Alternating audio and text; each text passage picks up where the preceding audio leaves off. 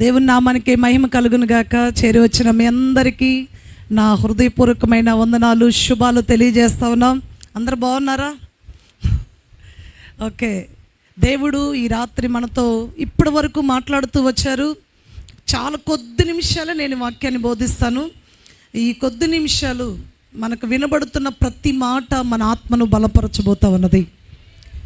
ఈ మీటింగ్స్ ప్రారంభానికి ముందు ఒక 3 days ఇంకా మీటింగ్స్ వస్తాయి 4 days మీటింగ్స్ వస్తాయి అనగా నేను 40 రోజులు ప్రార్థన జరుగుతుంటే ఒకరోజు ప్రార్థనకు వెళ్ళాను.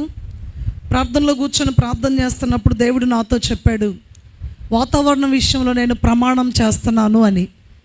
నేనైతే ప్రార్థన చేయలేదు దాని గురించి, కానీ దేవుడే చెప్పాడు. ఎప్పుడైతే ఆ మాట చెప్పాడో అప్పటి నుంచి దేవుని స్తుతించడం ప్రారంభించాను. తర్వాత దేవుడు చెప్పిన మాట ఏంటంటే, ఈ గ్రౌండ్లోకి ఎట్లా విజయముతో అడుగు పెట్టావో బయటికి నువ్వు అలానే విజయముతో అడుగు పెడతావని చెప్పాడు దేవుడు. ఎప్పుడైతే ఆ మాట చెప్పాడో ఒక మాట నేను అనుకున్నాను, దేవుడు చెప్పాడు, నువ్వు ఎంత విశ్వాసం ఉంటే ఎంతమందికి ఈ విషయాన్ని చెప్పగలిగితే అంతమందికి చెప్పు అన్నాడు. ఒకవేళ ఈ విషయం చెప్పినాక వర్షం వస్తే అప్పుడు నా మాట సంగతి ఏంటి అనేది నేను ఆలోచన చేశాను. అప్పుడు దేవుడు నాతో అన్నాడు, నీకు విశ్వాసం ఉంటే చెప్పమన్నాడు. ఆ రోజు నుంచి నేను చెప్పటం మొదలుపెట్టాను అనమాట. ఏమనంటే, దేవుడు నాతో వాతావరణ విషయంలో ప్రమాణం చేశాడు అని. ఎంతమందికి వీలైతే అంతమందికి నేను చెప్పాను. ఇంత సమూహంలో కూడా చెప్పి నేను దేవుని నామాన్ని మహింపరచాలి అని అనుకున్నాను. ఆమేన్. తర్వాత ఆ వర్షానికి అంటే కూటాలకి ముందు రోజు వార్తలు వచ్చినాయి అనమాట. ఏమనంటే 28, 29 తారీఖులో వాయుగుండం పడబోతుంది అని వార్తలు చెప్పారు. అంతకుముందే దేవుడు నాతో చెప్పాడు వాతావరణ విషయంలో ప్రమాణం చేస్తున్నానని. మనకు తెలుసు పోయిన సంవత్సరం ఎలాంటి పరిస్థితి మనం అనుభవించామో. కనుక ఇప్పుడు దేవుడు ప్రమాణం చేసి గ్రౌండ్లోకి మనల్ని తీసుకొని వచ్చాడు. ప్రమాణపూర్వకంగానే ఆయన నెరవేర్చాడు. చప్పట్లు కొట్టాలనిపిస్తే కొట్టండి. దేవుని నామాన్ని మహిమార్థమై ప్రైజ్ ది లార్డ్. దేవుడు అద్భుతం చేశాడు. తర్వాత మేఘాలు కారాడుతూ ఉన్న 28వ పగలు నాకు అనిపించింది, మనసులో ఊరకన్నాను, నీకు రావాలని అంతగా అనిపిస్తే వచ్చిపోరాదా, కోటాలకు ముందు వచ్చిపోవటం నీకు అలవాటు కదా అని వర్షంతో నేను మాట్లాడాను. అప్పుడు వర్షం ఏమో తెలుసా, నేను రాను, నీకు దండం పెడతాను, మీరు ఒకళ్ళొక్కళ్ళు నిబంధన చేసుకున్నారు, ఆ నిబంధనలోకి నేను రాను అందనమాట. హల్లెలూయా. ఆ నిబంధనలోకి నేను రాను అంది. సృష్టి ఆ రీతిగా నిబంధనకు లోబడిపోయిందనమాట.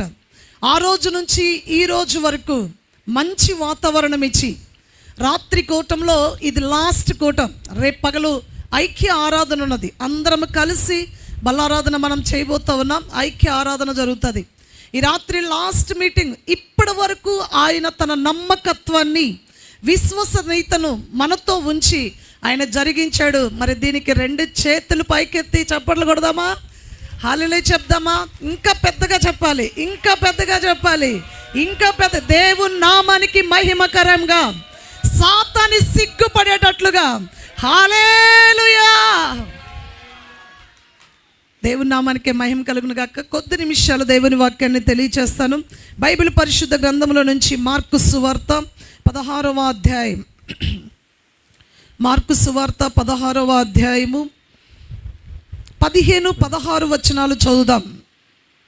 మరియు మీరు సర్వలోకమునకు వెళ్ళి సర్వ సృష్టికి సువార్తను ప్రకటించుడి. నమ్మి బాప్తిస్మము పొందినవాడు రక్షింపబడును, నమ్మని వానికి శిక్ష విధింపబడును. చాలండి. యేసుక్రీస్తు ప్రభువారు శిష్యులతో చెప్పిన మాట మనం చదువుకున్నాం. ఏమని చెప్పబడిందంటే, మీరు వెళ్ళి సర్వ సృష్టికి సువార్తను ప్రకటించుడి. అంటే సువార్త అనేది సర్వ సృష్టికి అవసరమైనది. జాతి, కుల, మత భేదము లేకుండా, పురుషుడు స్త్రీ అని భేదము లేకుండా, ఎక్కువవారు తక్కువవారు అనే భేదము లేకుండా, ప్రతి వ్యక్తికి, ప్రతి చోట, ప్రతి ప్రాణికి సువార్తను ప్రకటించుడి అని బైబిల్ చెప్తా ఉన్నది. చెప్తూ ఏమని చెప్పాడంటే, ఎప్పుడైతే సువార్తను ప్రకటించండి అని చెప్పాడో కింద వచనంలో అన్నాడు, నమ్మి బాప్తిస్మము పొందినవాడు రక్షింపబడును. ఏమి నమ్మినోడు? సభలో ఎవరైనా చెప్పొచ్చు, గట్టిగా చెప్పాలి. ఈ 4 రోజులు విని విని విని అలవాటు అయిపోయింది కదా ఈ పదం. గట్టిగా చెప్పండి, గట్టిగా చెప్పండి. ఏమి నమ్మినోడు? నాకెవరో ధనం నమ్మినోడు అన్నట్టు వినపడింది నాకు. సువార్తను నమ్మినవాడు రక్షింపబడును. సువార్తను నమ్మినవాడు రక్షింపబడును. నమ్మని వానికి శిక్ష విధించబడును. పాపికి శిక్షణ లేదు బైబిల్లో. పాపికి శిక్షణ లేదు, నమ్మని వాడికి శిక్ష విధించబడును అని చెప్తుంది. అంటే నమ్మకం అనేది ప్రతి విధమైన పరిస్థితుల నుంచి విడిపించగలదు అని ఈ వచనం బోధిస్తా ఉన్నది. ఒక మాట మీకు చెప్పాలి. ప్రారంభ రాత్రి ఒక విషయాన్ని చెప్పాను. సువార్త అనేది ఒక మనిషికి జీవాన్ని, అక్షయతను వెలుగులోనికి తెచ్చింది. ఆమేన్. ఒకప్పుడు మరణం వచ్చింది పాపము ద్వారా, అవిధేయత ద్వారా మరణం అనేది వచ్చింది. సువార్త ద్వారా జీవం అనేది వచ్చింది. సువార్త ద్వారా అక్షయత. అక్షయత అంటే అర్థం ఏంటంటే క్షయత లేకపోవడం. ప్రారంభ రాత్రి లైవ్లో విన్న వారికి, మరి ఇక్కడికి వచ్చి విన్న వారికి ఆ విషయం అర్థమైంది. సువార్త వల్ల ఇవి 2 వెలుగులోనికి వచ్చినాయి. ఒక విషయాన్ని మనం ఆలోచన చేస్తే, ఇప్పుడు అదే సువార్తను మనం నమ్మాం కాబట్టి మనలో ఏముందని ప్రారంభ రాత్రి నేర్చుకున్నామంటే మనలో జీవం ఉన్నది. ఎంతమందిలో జీవం ఉన్నది? దానికంటే ముందు ఒక విషయం అడగాలి. ఎంతమందిని సువార్తను నమ్మారు? యేసును నమ్మారా? సువార్తను నమ్మారా? యేసే సువార్త, సువార్త యేసు. ఆమేన్. హల్లెలూయా. యేసుక్రీస్తే సువార్త, సువార్త యేసుక్రీస్తు. యేసుక్రీస్తు అంటే ఇందాక చెప్పారు కదా, జాషువాలు చెప్పారు కదా, యేసుక్రీస్తు జనన, అందరూ నాతో పాటు చెప్పాలి, జనన, మరణ, పునరుద్ధాన, ఆరోహణ. ఇదే సువార్త అంటే. ఎవరైతే ఈ సువార్తను విశ్వసిస్తారో వారు రక్షణ పొందుతారు. ఎవరైతే ఈ సువార్తను విశ్వసిస్తారో వారిలోకి జీవం వస్తుంది, వారిలోకి అక్షయత వస్తుంది. సువార్తను విశ్వసించిన ప్రతి ఒక్కరిలో, ఆమేన్, ప్రతి ఒక్కరూ రక్షణ పొందిన వారే. హల్లెలూయా. రక్షణ పొందటానికి నువ్వేమైనా చేసావంటే నువ్వేం చేయలే, సువార్తను నమ్మావు. సువార్తను నమ్మినప్పుడు నీకు రక్షణ వచ్చేసింది. ఎంతమంది సువార్తను నమ్మారు? వెనక చైర్స్లో కూర్చున్న వాళ్ళ చేతులు మరి నాకు కనబడట్లేదు, వారు చేతులు చూపించట్లేదు, అర్థం కావట్లా. చేతులు చూపిస్తున్నారా? చేతులు చూపించాలి. ఎంతమంది సువార్తను నమ్మారు?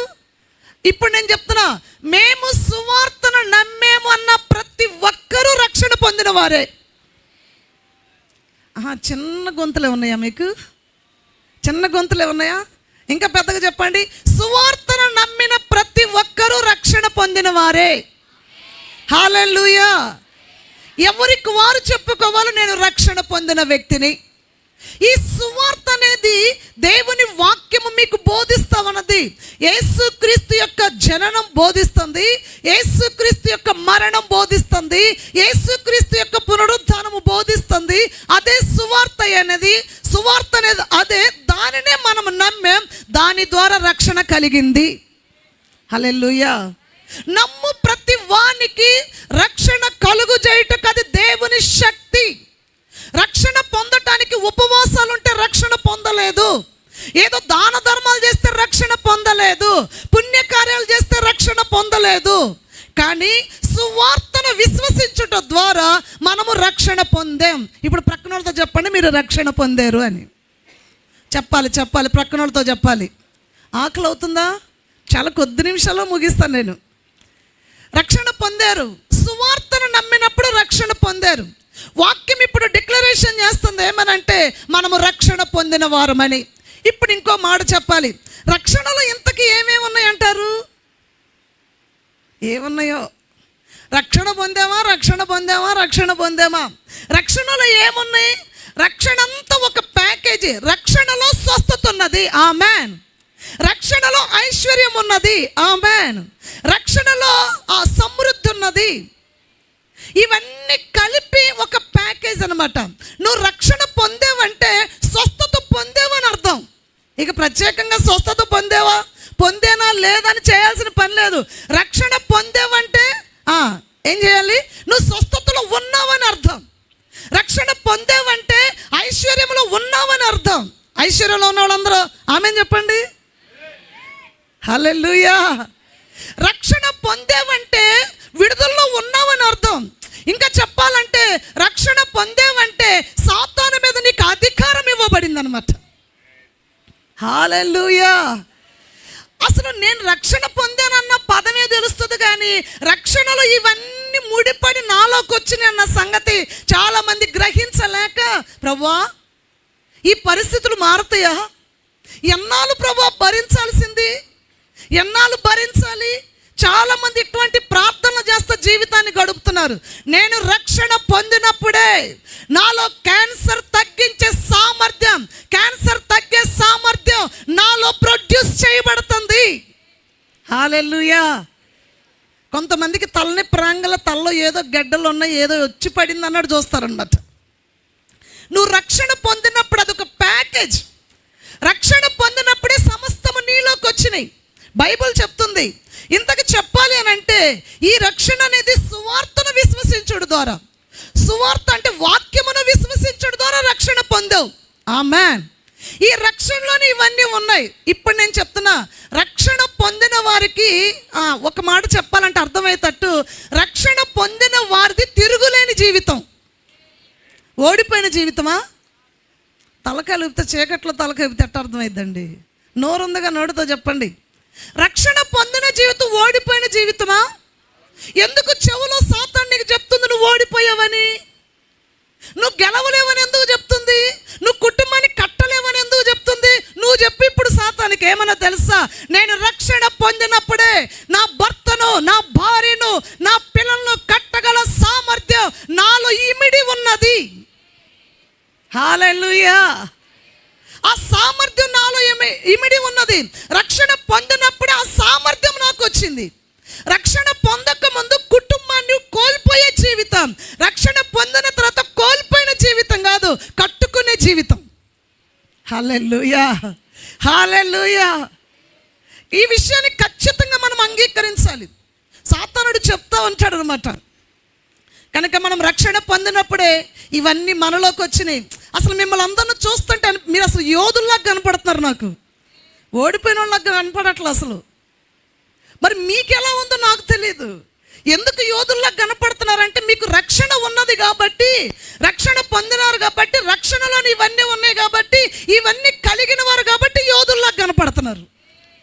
మరి మీకు మీరు ఎట్ట కనపడుతున్నారో ఏందోలే పాస్టర్ గారు, ఎన్ని కష్టాలు, ఎన్ని బాధలు, ఎన్ని ఇబ్బందులు. నేను చెప్తున్నా, నీవు పొందిన రక్షణ ముందు ప్రతి బాధ ఓడిపోయింది. మధ్యలో వాళ్ళకి ఆమెనని కానీ హల్లే అని చెప్పాలనిపించట్లేదా? ఇప్పుడు వచ్చింది జీవం, కరెంట్ ఉత్పత్తి అయినట్టు, పాస్ అయినట్టు అయింది. చెప్తా ఉండాలి, హల్లే చెప్తా ఉండాలి, ఆమెను చెప్తా ఉండాలి. రక్షణ పొందినప్పుడే సమస్త విధములైన కృపని ఎడల విస్తరింపజేయబడతా ఉందన్నమాట.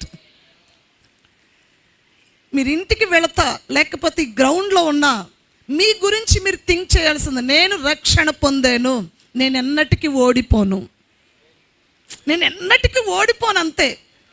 యథార్థంగా చెప్పాలంటే నా ఎదుట ఏమైనా సమస్యలు వచ్చినా, సమస్యాత్మకమైన మనుషులు నా ఎదుటున్నా నేనేమనుకున్నా తెలుసా? వీళ్ళ ముందు నేను ఓడిపోను అనుకుంటా. నేను మాట్లాడేది అది. వాళ్ళు చాలా తిరుగుబాటుగా మాట్లాడుతున్నారండి, చాలా కలవరంగా మాట్లాడుతున్నారని అంటే నేను పొందిన రక్షణ ముందు వారు చేసే తిరుగుబాటు ఎప్పుడో ఓడిపోయింది అది. Thank you Jesus. అనేకమైన బలహీనతలు నాకు వచ్చినప్పుడు నేను చెప్పుకుంటా, నేను పొందిన రక్షణలో స్వస్థత ఉన్నది కాబట్టి ఈ బలహీనత ఎప్పుడో ఓడిపోయింది. Thank you Jesus. హల్లెలూయా. రక్షణ పొందినప్పుడు ఇవన్నీ మనలోకి వచ్చినాయి. నమ్మి బాప్తిస్మము పొందినవాడు, ప్రైజ్ ద లార్డ్. ఇంకెవరైనా నమ్మి కూడా బాప్తిస్మం పొందకపోతే రేపు కూడా ఉందండి అవకాశం. బాప్తిస్మం పొందడానికి రేపు కూడా ఉంది అవకాశం. వాయిదా వేయొద్దు. నువ్వు నమ్మావు, ఖచ్చితంగా ఇక బాప్తిస్మం పొందాలి, అప్పుడు నువ్వు రక్షించబడదు. రక్షణ పొందినప్పుడు ఇదంతా నీలోకి వచ్చింది. వాక్యము మనకు చెప్తుంది ఆ విషయం.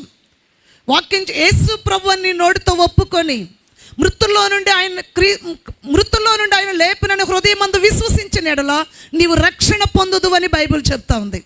కనుక రక్షణ పొందినప్పుడు ఇవన్నీ మనకు వచ్చినాయి అనే విషయాన్ని విశ్వసించండి. రెండో విషయాన్ని చెప్పాలి అని అంటే, రక్షణ పొందిన వారి యొక్క జీవన విధానం ఎలా ఉంటుందంటే, జీవన విధానం ఎట్లా ఉంటుందంటే, లోకము జీవించిన వాటితో, లోకము ఓడిపోయిన వాటితో, లోకము దిగులు పడుతున్న వాటితో రక్షణ పొందిన వారు దిగులు పడరు. ప్రస్తుతం అట్లానే ఉన్నారా? హలో హలో హలో హలో ఎవరన్నా నిద్రపోతుంటే లేపండి అమ్మా. పోవట్లేదా? నిద్రపోవట్లేదా? పోతున్నారా? చెప్పండి. కళలు ఏమైనా వస్తే చెప్పండి మళ్ళీ నాకు. కొంతమందికి ఈలోపే నిద్ర వస్తుంది, ఈలోపే కళలు కూడా వస్తాయి. ఓకే, రక్షణ పొందిన వారి యొక్క జీవన విధానం ఎలా ఉంటుందంటే, లోకములో దేని చేత ఓడిపోతున్నారు దాని చేత ఓడిపోరు వీళ్ళు. హల్లెలూయా. వారి జీవన విధానం ఏరుగా ఉంటుంది. ఎందుకంటే ఈ రక్షణ పొందిన వారు లోకములో ఉన్న మేతతో బ్రతకరు, వాక్యములో ఉన్న దాంతో బ్రతుకుతారు. కనుక రక్షణ పొందిన వారు లైఫ్ స్టైల్ ఎలా ఉంటుందంటే, వాక్యాన్ని అనుసరించి ఉంటుంది కాబట్టి వాళ్ళకు ఓటమి లేదు. ఒక ఆమె ప్రార్థన చేస్తున్న ప్రార్థన 1 సమూయేలు గ్రంథం 2వ అధ్యాయం 1వ వచనం ఒకసారి చదివితే బాగుంటుంది అనుకుంటున్నాను. హన్నా చేస్తున్న ప్రార్థన అక్కడ స్పష్టంగా వ్రాయబడింది. చూడండి, 1 సమూయేలు గ్రంథం. Thank you lord. Hallelujah hallelujah. మైక్లో చదవండి అమ్మా. 1 సమూయేలు గ్రంథము 2వ అధ్యాయము. Thank you master. హల్లెలూయా. 1 సమూయేలు గ్రంథం 2వ అధ్యాయం 1వ వచనం. మరియు హన్నా విజ్ఞాపన చేసి ఇలాగ నేను, ఓకే, నా హృదయములో యెహోవా యందు, నా హృదయము యెహోవా యందు సంతోషించుచున్నది. యెహోవా యందు నాకు మహా బలము కలిగెను. నీ వలన రక్షణ బట్టి సంతోషించుచున్నాను. నా విరోధుల మీద నేను అతిశయపడుదును. చాలండి. ఇదే వచనము ఎన్ఆర్ఎస్వి అనే ట్రాన్స్లేషన్లో, ఎన్కేజేవి అనే ట్రాన్స్లేషన్లో, ఎన్ఎల్టి అనే ట్రాన్స్లేషన్లో చదివితే ఈ వచనాన్ని ఏమని వ్రాయబడిందంటే, నీ విమోచనను బట్టి నేను సంతోషిస్తున్నాను అని వ్రాయబడతా ఏమనుందంటే, నా నోరు నా శత్రువులను ఎగతాళి చేయును అని ఉందన్నమాట. హలో, వింటున్నారా? నా నోరు నా శత్రువులను ఎగతాళి చేయను. శత్రువు నోరు నిన్ను ఎగతాళి చేయటం కాదు. నీవెప్పుడైతే నీ వాక్యాన్ని బట్టి నడుస్తావో, వాక్యాన్ని బట్టి ప్రవర్తిస్తూ ఉంటామో, జాగ్రత్తగా గమనించండి, అప్పుడు మన నోరు మన శత్రువుని ఎగతాళి చేస్తుందంట. ఈ రాత్రి అడుగుతున్నా, ఈ కృప ఎంతమందికి కావాలి? మీ నోరు మీ శత్రువుని ఎగతాళి చేయాలి. ఆహా, కొంతమంది అక్కడక్కడ లెగుస్తున్నారు, మరి ఎందుకో. కొద్ది నిమిషాలు అని చెప్పాను కదా. నా నోరు నా శత్రువులను ఎగతాళి చేయను. అందరూ నోటితో చెప్పండి ఈ వాక్యం. నా నోరు నా శత్రువులను ఎగతాళి చేయను. నా నోరు నా శత్రువులకు వ్యతిరేకంగా ధైర్యంగా మాట్లాడుతుంది. ఆమేన్. నీ శత్రువుకు వ్యతిరేకంగా ధైర్యంగా మాట్లాడే అధికారం రక్షణలోనే నీకు ఇవ్వబడింది అనమాట. బా, ఎంత అద్భుతమైన విషయం అండి. ఏ కులాన్ని బట్టి అధికారం వస్తుందంటారు? ఏ చదువును బట్టి అధికారం వస్తుందంటారు? యేసుక్రీస్తు శిలువ మరణ పునరుద్ధానాల ద్వారా సంపాదించిన రక్షణను బట్టి శత్రువుకు వ్యతిరేకంగా ధైర్యంగా మాట్లాడే ఆ ధైర్యం అనేది మనలోకి వచ్చిందనమాట. అనేక సార్లు శత్రువు నాతో మాట్లాడుతూ ఉంటాడండి, నేను అది చేస్తా, ఇది చేస్తా, ఇంకా నీ పని అయిపోయింది, నువ్వు ఇంకా చెప్పలేవు, నువ్వు ఇంకా చేయలేవు, అబ్బా నువ్వు జోరిగలాగా వాగబాకు అంట నేను శత్రువుని. ఇలాంటివి వినటానికి కూడా నాకు సమయం లేదు, ఇలాంటివి మాట్లాడటానికి సమయం లేదు. చాలామంది డిప్రెషన్తో కూడిన ఆలోచనలు, పరిశుద్ధాత్మ నాకు చెప్పాడు, ఇక్కడున్న చాలామంది జీవితంలో ఫెయిల్యూర్ అయిపోయి, జీవితంలో విసిగిపోయి, ఏ దారి దొరకకుండా అనేక సార్లు ఆత్మహత్యను తాకి జీవితం నిలబడిపోయి, ఇంకా ఏం చేద్దామా, ముగించుకుందామా అన్న పరిస్థితిలో ఉన్న వారి ప్రాంగణంలో చాలా మంది ఉన్నారండి. కానీ వారికి పరిశుద్ధాత్ముడు చెప్తున్నాడు, నీవేమి మరణించాల్సిన పని లేదు, నీకోసం నేను చనిపోయాను అన్నాడు ఆయన. నువ్వు చనిపోవాల్సిన పని లేదు. నేను ఎప్పుడైనా చెప్తాను, సమస్యను సమాధి చేయాలి కానీ మనం సమాధి అవ్వకూడదు. హలో, ఎంతమందికి అర్థమైంది ఈ పదం? సమస్యను సమాధి చేయాలి కానీ మనం సమాధి అవ్వకూడదు. ఎందుకంటే ఆ పరిస్థితి మంద కాదు. Praise the lord. ఆ స్థితి మంద కాదు. ఈరోజు ఈ మీటింగ్లో ఏ సమస్యాత్మకమైన పరిస్థితులు ఉన్నా అవి శత్రువు తెచ్చినాయి కాబట్టి శత్రువుకు వ్యతిరేకంగా నీ నోరు ధైర్యంగా మాట్లాడటానికి నీకు కావలసింది దేవుని వాక్యమే. ఏ వాక్యము ద్వారా రక్షించబడ్డావో ఆ వాక్యాన్ని మాట్లాడుతూ బ్రతుకు. హల్లెలూయా. ఏ వాక్యం ద్వారా రక్షణ పొందావు? ఏ వాక్యం ద్వారా శిక్ష తొలగిపోయింది? ఏ వాక్యం ద్వారా శాపము తొలగిపోయింది? దయచేసి చెప్తున్నా, యేసుక్రీస్తు నందు విశ్వాసం ఉంచిన వారికి తాతల తండ్రుల తరాల శాపం వారి మీద లేదు. లేదు. ఎందుకో తెలుసా? నీ పాపాలన్నీ శిక్ష అంతా ఆయన మీద మోసాడు, నీకు రక్షణ ఇచ్చాడు, శిక్ష ఆయనకు పోయింది.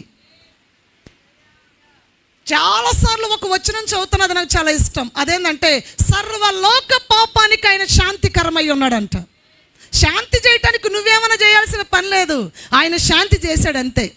ఆయన చేసిన శాంతిని విశ్వసిస్తే చాలు. నన్ను అంగీకరిస్తాడా దేవుడు అంటే, అసలు నిన్ను అంగీకరించడానికి నీ పాపం అంతా ఆయన మీద వేసుకొని ఆయనలో గుండా నిన్ను చూస్తున్నాడు కాబట్టి నిన్ను అంగీకరిస్తాడు ఆయన. ఆమేన్. ఇది ఖచ్చితంగా అంగీకరించాలి. వారి యొక్క జీవన విధానం ఎట్లా ఉంటుందంటే దేవుని వాక్యాన్ని బట్టి నడవాలి. దేవుని వాక్యం ఏం చెప్తుంది? హన్నా చెప్తుంది, నా నోరు నా శత్రువులకు వ్యతిరేకంగా ధైర్యంగా మాట్లాడుతుంది. ఎంతమంది ఇక్కడ అట్లాంటి వాళ్ళు ఉన్నారండి? శత్రువుకి వ్యతిరేకంగా. అసలు వాడి పేరంటేనే భయమయ్య. చెప్పండి, అసలు వాడి దృష్టి చూడండి. వాడు ఓడిపోయినాడని మీరు చూడండి అటు. బైబిల్ చెప్తుంది శత్రు బలమంతటి మీద అధికారం ఉన్నది, అధికారం ఇవ్వబడింది. ఈ రోజున అడుగుతున్నా, మీ కుటుంబంలో వేధిస్తున్న సమస్యల వెనక ఉన్న శత్రువు మీద ఎంతమందికి అధికారం ఉంది? ఆహా, నిజంగానా? సరిగా ఎంతమందికి అధికారం ఉంది? మరి ఏం చేస్తారు మీ అధికారంతో? ఏడుస్తూ కూర్చుంటారా? దిగులు పడతారా? సమస్యలో చిక్కుపడతారా? జయిస్తారా? Praise the lord. దేవుని వాక్యం అదే చెప్తుంది. హన్నా అదే మాట్లాడుతూ ఉంది. మొదటిగా వాక్యం ద్వారా మనం రక్షించబడ్డాం, అదే వాక్యం ద్వారా మన జీవన విధానం ఉండవలసి ఉన్నది. హల్లెలూయా. బైబిల్ పరిశుద్ధ గ్రంథంలో చూస్తే అదే వాక్యం ద్వారా బ్రతికిన మనుషులు ఉన్నారండి. నా వ్యక్తిగత జీవితాన్ని చూస్తే వాక్యము లేకపోతే నా జీవితం నడవడం చాలా కష్టం. నాకు వాక్యం లేకపోతే నడవడం కష్టం. ఈ వాక్యం నాకే సొంతమా మీకు కూడా? చెప్పాలి. మీ అందరి దగ్గర బైబిల్ ఉన్నాయా? నిద్రబిళ్ళ లేకుండా అమ్మా, బైబిల్ ఉన్నాయా? ఆ బైబిల్ పైకి చూపించండి. ఉన్నాయా? బైబిల్ ఉన్నాయా? అద్దె బైబిల్లో సొంతయా? అద్దెకు తెచ్చుకుంటారులే. ఇంట్లో అందరూ కలిపి ఒకే బైబిల్ ఉంటుందండి. Praise the lord. హల్లెలూయా. లేకపోతే అక్షరాలు కనపడిన బైబిల్ ఒకటి ఉంటుంది. ఇక అక్షరాలు కనపడవు దాంట్లో. కానీ ఖచ్చితంగా ప్రార్థనకు వచ్చేటప్పుడు నీ ఖడ్గాన్ని నువ్వు మోసుకొని రావాలి, నీ బైబిల్ నువ్వు మోసుకొని రావాలి. అది ప్రైజ్ ది లార్డ్. హల్లెలూయా. ఈ వాక్యం అనేది ఏం చేస్తుందంటే సమస్యాత్మకమైన పరిస్థితుల్లో మనలను బ్రతికిస్తుంది అనమాట. దేవుడు ఏది చెప్పాడో నీతో అదే ఖచ్చితంగా జరిగిద్ది. తర్వాత నేను ఈ గ్రౌండ్లో తిరుగుతా, నేను చెప్తున్నాను దేవుడితోటి, మేఘాలు కారాడుతుంటే చెప్తున్నాను, ఏమన్నా తెలుసా ప్రభువా, నువ్వు నాకు ఏది చెప్పావో నేను దాన్నే చూస్తాను. హల్లెలూయా. చాలామందికి దిగులు, నేను చచ్చిపోతానేమోనని. బైబిల్ ఒక మాట చెప్తుంది, నీ పిల్లలు నువ్వు చూచేదవని. ఎంతమందికి కావాలి వాగ్దానం? ఎంతమందికి కావాలి? సరిగ్గా చేతులు ఎత్తట్లా. నీ పిల్లలను చూచేదవు. Praise the lord. అది నీది వాగ్దానం. ఆ వాక్యాన్ని పట్టుకొని బ్రతుకు. ఎందుకు చీకటి ఆలోచన నిన్ను ఏలుతున్నాయి? ఈ రాత్రి పందిరిలో ప్రతి చీకటి ఆలోచన ఓడిపోవును గాక. ఆమేన్. హల్లెలూయా. పిల్లల కోసము దిగులు, చింత, విచారం, వాగ్దానాలు పొందుకోవాలి. జాషువా కాలేబులు మీ ఎదుట వాడబడుతూ ఉన్నారు. వారు చిన్నతనంలో ఉన్నప్పుడు, కాలేబు 3వ నెల బాబు అప్పుడు మేము ఈ ఊరు సేవకు వచ్చాం. పాలు తాగే పిల్లలుగా ఉన్నారు. పెద్దవాడికి అప్పుడు 1.5 సంవత్సరాలు. వాళ్ళని ఒకళ్ళని ఉయ్యాలను వేసి ఒకళ్ళని ఒళ్ళో పడుకోబెట్టుకొని, ఆ వయసులో నేను చేసిన ప్రార్థన చాలాసార్లు చెప్పాను, ఇప్పుడు చెప్పాలి. నా ఒళ్ళో ఉన్న కాలేబుని, ఉయ్యాల్లో ఉన్న జాషువాని చేతులు పెట్టి ప్రార్థన చేశాను నేను. ప్రభువా, సరైన వయసుకు వచ్చేలేకే దొంగలుగా, త్రాగుబోతులుగా, వ్యభిచారులుగా, జూదగాళ్ళుగా నా కళ్ళు వీడిని చూడకూడదు అని ప్రార్థన చేశాను నేను. సరైన వయసుకు వచ్చేలేక నా పిల్లలు అట్లా ఉండకూడదయ్యా. నేను జూదగాళ్ళుగా వీళ్ళని చూడలేను, దొంగలుగా నేను చూడలేను, త్రాగుబోతులుగా వీళ్ళని నేను చూడలేను. ఒళ్ళో కాలేబు ఉండేవాడు, ఉయ్యాల్లో జాషువా ఉండేవాడు. వీళ్ళిద్దరి మీద ఇట్లా చేతులు పెట్టి నేను ప్రార్థన చేశాను. కొన్ని రాత్రులు ప్రార్థన చేశాను. ఎప్పుడు మెలకు వస్తే అసలు వాళ్ళని చూస్తేనే నాకు భయం వచ్చింది, వీళ్ళు వయసుకు వచ్చేసరికి ఎట్లా అవుతారో అని. నాకైతే తెలియదు ఆ విషయం. నేను తెలిసి చేశానని చెప్పట్లో వారి పట్ల ఇలాంటి సంకల్పం ఉండి దేవుడు అప్పుడు నా చేత ఆ ప్రార్థన చేయించాడు. అప్పుడు నేను ఆ ప్రార్థన చేశాను వారి కోసం. కొన్ని సంవత్సరాలు ఆ ప్రార్థన చేసుకుంటూ వచ్చాను అనమాట. ఈరోజు దేవుడు అద్భుతంగా వారిని వాడుకోవడానికి దేవుడు సహాయం చేశాడు. ఇప్పటికి మించిపోయిన అవకాశం ఏం లేదండి. ఇప్పటికీ మీ చేతిలోనే ఉంది ఈ అధికారం. హల్లెలూయా, థ్యాంక్ యూ జీసస్. నాకెందుకు ఈ విషయాన్ని ప్రవచించాలనిపిస్తుంది. ఈ మీటింగ్స్ తదుపరి మీ పిల్లల కండిషన్ ఒకవేళ దారి తప్పి ఉంటే వారు దారిలోకి వచ్చుదురుగాక. బైబిల్లో రాసుకోనండి, ఈ మాట రాసుకోండి, బైబిల్లో రాసుకోనండి. ఎందుకో తెలుసా, దీన్ని మీరు చూడాలి గనక. ఒకవేళ మీ పిల్లలు దారి తప్పిన పరిస్థితిలో ఉంటే, మత్తు పదార్థాలకి బానిస అయి ఉంటే, యేసుక్రీస్తు నామములో దేవుని సేవకురాలుగా మీ పిల్లల మీద నేను ప్రవచిస్తూ ఉన్నాను. మీ పిల్లలు నేను ఆశీర్వదిస్తూ ఉన్నాను. Thank you lord. నీ పిల్లలను దీవిస్తూ ఉన్నాను. నీ పిల్లల భోజనపు బల్ల చుట్టూ ఒలీవ మొక్కల వలె ఉందురుగాక. హల్లెలూయా. దేవుని వాక్యం ఇదంతా మనకు చెప్తుందండి. నిరాశపడద్దు.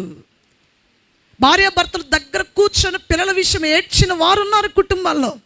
ఏం చేద్దాం, పిల్లల సంగతి ఏం చేద్దాం, వీళ్ళని ఎలా పెంచాలి, ఎలా చెయ్యాలి? దేవుడి రాత్రి నీతో మాట్లాడుతూ ఉన్నాడు. దేవుని వాక్యం మనకుంది. ఏ వాక్యాన్ని బట్టి రక్షణ పొందామో ఆ వాక్యాన్ని బట్టి నీ జీవితాన్ని కొనసాగించండి. పేతురు పడవలో నుంచి ఎలా నడిచాడు, నీళ్ళ మీద ఎలా నడిచాడో తెలుసా? యేసు ప్రభువు రమ్మనగానే మాటను బట్టి నడిచాడు అనమాట.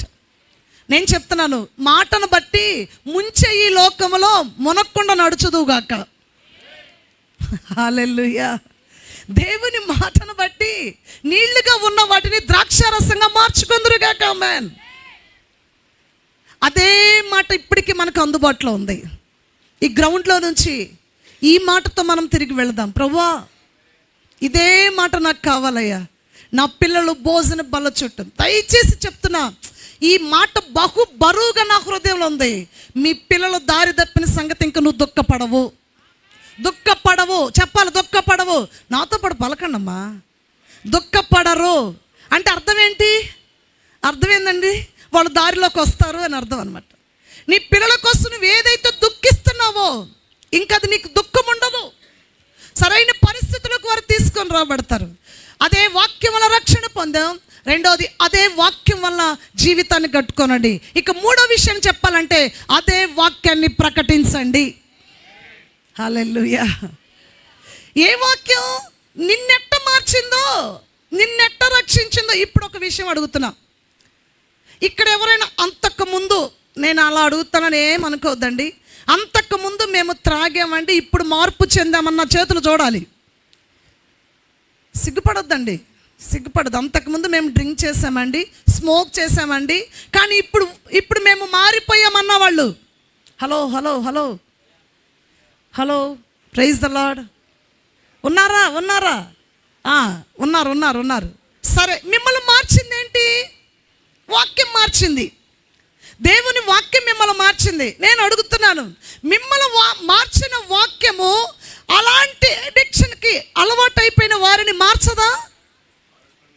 మార్చదా? చెప్పాలి. మార్చిద్దా? మరి ఎందుకు వాళ్ళు మారట్లేదంటే, వాళ్ళ దగ్గరికి ప్రకటన చేరట్లో. వాళ్ళ దగ్గరికి ప్రకటన చేరవేసేది ఎవరు? పక్కన వాళ్ళు అడగండి ఎవరు అని. అదిగో బోధిస్తనే ఆ పాస్టర్ గారు అంటారా? వాళ్ళ దగ్గరికి ఈ ప్రకటన చేరవేసేది ఎవరు? చెప్పాలి. ఎవరమ్మా?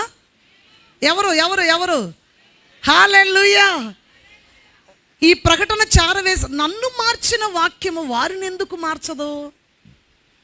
నన్ను మార్చిన వాక్యం వారి పరిస్థితులు ఎందుకు మార్చదు?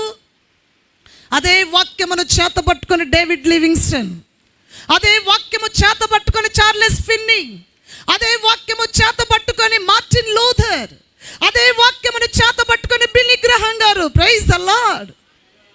మన ముందు వాళ్ళ ఆణిముత్యాలు అనమాట. ఇవాన్ రాబర్ట్స్ అదే వాక్యాన్ని పట్టుకొని దేశాలను మండించారంతే.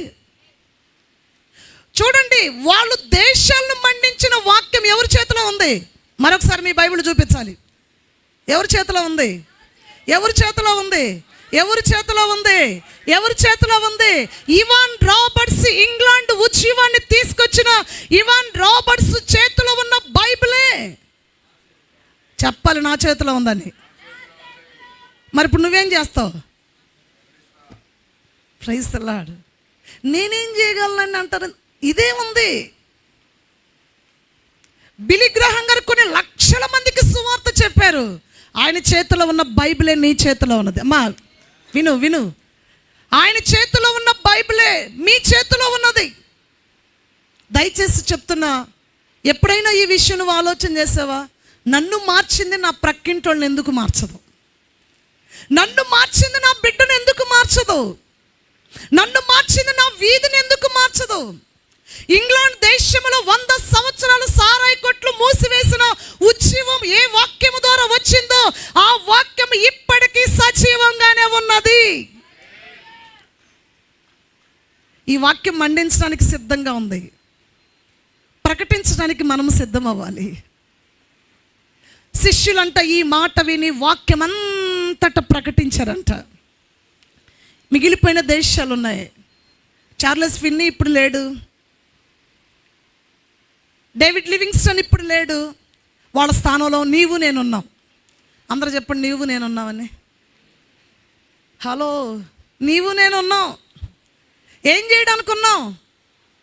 అసలు నేను ఒక మాట చెప్తున్నా, ఈ సమూహం అంతటా చెప్తున్నా, ఎవరైనా కుయుక్తిగా మాట్లాడినా, తిరుగుబాటుగా మాట్లాడినా వాటిని మించి సువార్తను వారిలో స్థాపించడానికి ప్రయత్నం చేద్దాం. వాళ్ళ తిరుగుబాటుతో మనకు సంబంధం లేదు, వాళ్ళ యొక్క అసహ్యమైన మాటలతో సంబంధం లేదు, వాళ్ళ మొక్కను ఉమ్మి వేసిన మనకు సంబంధం లేదు. మనం ఎలా అయినా సరే సువార్తను వారిలోకి చొప్పించాలి. ఆమేన్. ఆ రీతిగా ప్రకటించాలి. ఈ మాటను నేను ధ్యానం చేసినప్పుడు ఈ బైబిల్ పట్టుకొని నేను ఏడ్చాను. ఇదే గ్రంథం నా చేతిలో ఉంది.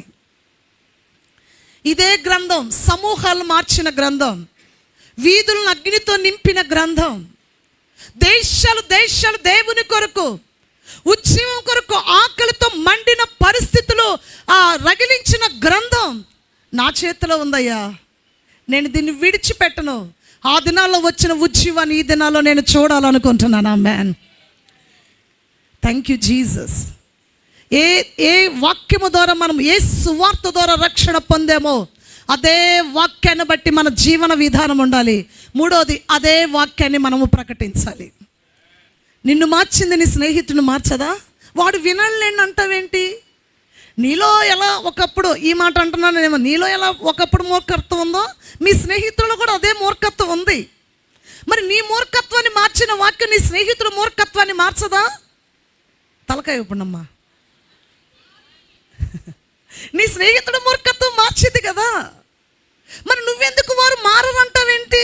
నిన్ను మార్చింది కదా.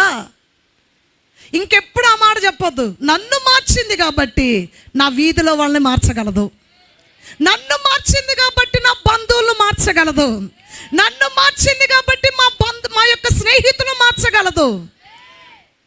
దానికి మనం చేయాల్సింది నేను ప్రకటిస్తాను. హల్లెలూయా. ప్రకటించేవాళ్ళు కావాలి. నేను చెప్పిన సమాచారం తెలియచేసేవారు ఎవరు?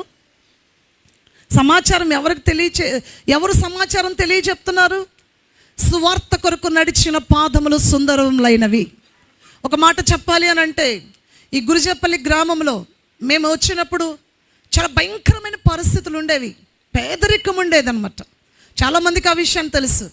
దేవుని సేవకుడి ప్రాంతానికి వచ్చి సేవను ప్రారంభించారు. ఆ రోజు ఆయన ప్రారంభించిన సువార్తే ఇన్ని సంవత్సరాలు ఇంతమంది రక్షణ పొందడానికి కారణమైందన్నమాట. ఒక్కడింత పరిచర్య జరిగిస్తే మీలో ఒక్కొక్కరు ఆ రీతిగా తయారైతే, ఒక్కొక్కరు ప్రకటించే వారిగా మారితే అనేక మంది, నేను దీవిస్తున్నాను, ఇక్కడ యవనస్తులు ఉన్నారు, వారు అనేక మంది యవనస్తులను ప్రభావితం చేయబోతున్నారు.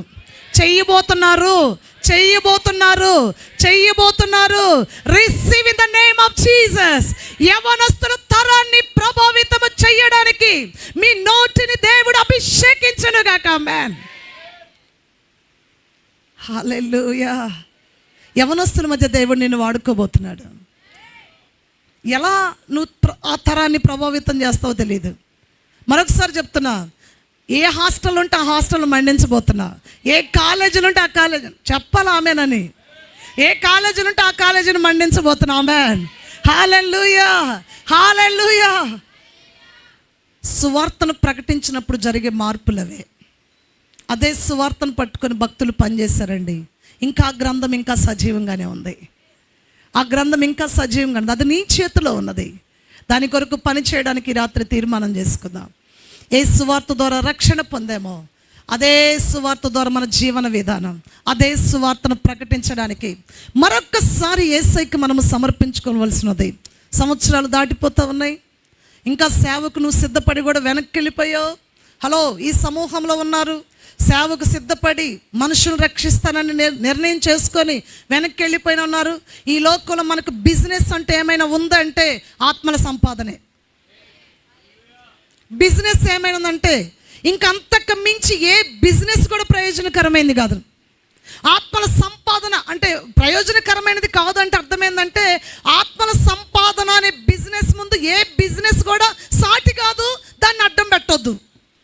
హల్లెలూయా. ఆత్మల సంపాదనే అద్భుతమైన బిజినెస్ అయి ఉన్నది. దేవుడు మనకు గ్రంథం ఇచ్చాడు, దేవుడు మనకు ఆత్మనిచ్చాడు. Praise the lord.